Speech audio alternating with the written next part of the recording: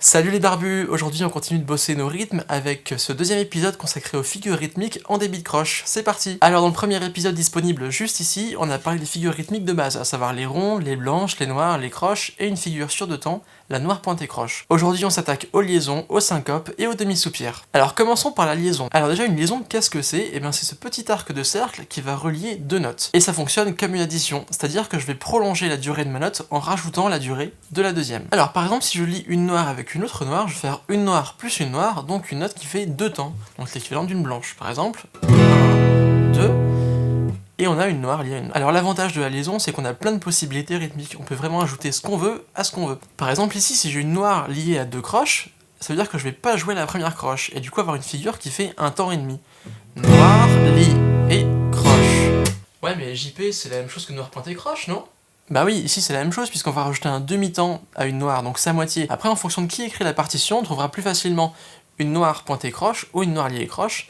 La petite exception, c'est si on est en fin de mesure, on pourra pas mettre un point, on sera obligé de mettre une liaison, parce que la liaison elle peut traverser les mesures et pas le point. Alors deuxième exemple, on va essayer de faire deux croches liées croches. Deux croches liées croches. Alors ici j'ai lié deux croches ensemble, ça veut dire que je vais avoir une note qui a duré un temps sur un contretemps. Alors cette figure rythmique, elle porte un nom, on appelle ça une syncope. Le principe de la syncope, c'est de jouer à contretemps. On s'inverse quoi. Et on pourrait très bien l'écrire comme ça. Croche noire, croche. Alors pour mettre ça en application, je propose de travailler du coup sur le morceau Les Jours Meilleurs de Maxime Le Forestier. Les accords sont très simples, on va passer du Do majeur à un La mineur 7 basse sol. Donc j'ai juste à remonter mon annulaire en fait. On revient à Do majeur. Et on termine par un Sol 7 sus 4.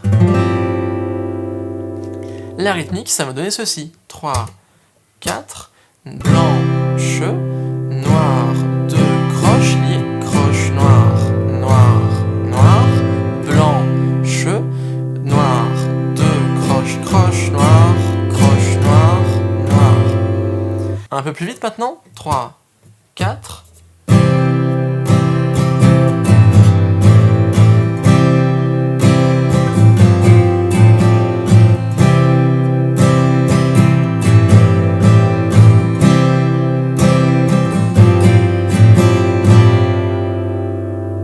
Alors qu'est-ce qui se passe ici? Sur la première mesure, blanche, noir, deux croches, jusque là il n'y a pas de souci.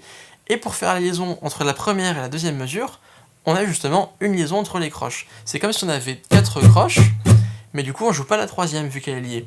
On va avoir ça, deux croches liées croches. Donc ça nous laisse le temps de changer d'accord. Deux croches liées croches.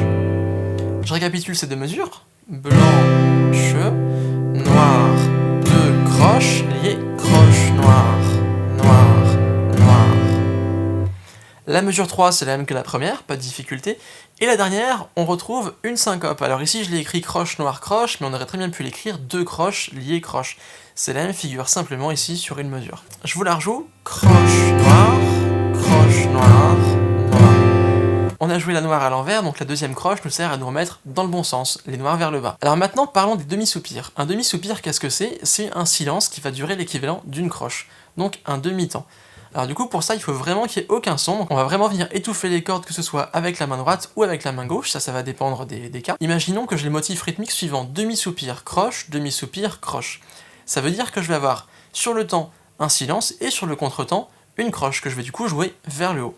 Ça donnera ça, 3, 4, chute, croche, chute, croche, chute, croche, chute, croche. À présent, imaginons qu'on ait l'inverse, une croche et un demi-soupir, je vais avoir une note sur le temps et un silence sur le contre-temps. Donc je jouerai mes accords vers le bas. 3, 4, croche, chute, croche, chute, croche, chute, croche, chute. Et maintenant un petit morceau d'application pour mettre ça en place. Je vous propose la rythmique du morceau Jailer de Asa. Les accords sont très simples, on va passer d'un La mineur à un Ré mineur, à un Do, à un Sol. Alors ici attention, on a deux temps par accord, donc on va devoir changer assez vite, et la rythmique nous donnera ça. 2 croche, chute, croche. Alors pour marquer le chute, n'hésitez pas à l'accentuer un petit peu, à marquer une petite percussion en tapant sur les cordes, mais l'essentiel c'est de ne pas avoir de cordes qui vibrent.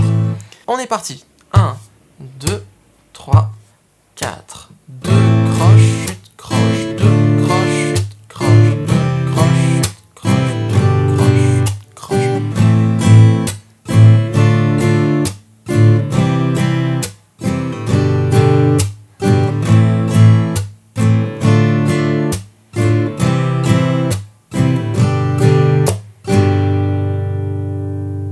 Alors ça, c'est une figure rythmique qu'on trouve beaucoup dans les styles reggae, dub, etc. Voilà les barbus, j'espère que cette vidéo vous a plu. Si c'est le cas, n'hésitez pas à lâcher un petit pouce bleu, à poser vos questions en commentaire, et n'hésitez pas à vous abonner pour ne pas louper les prochains cours. Moi je vous souhaite une bonne semaine, et je vous souhaite une bonne gratte. Salut les barbus!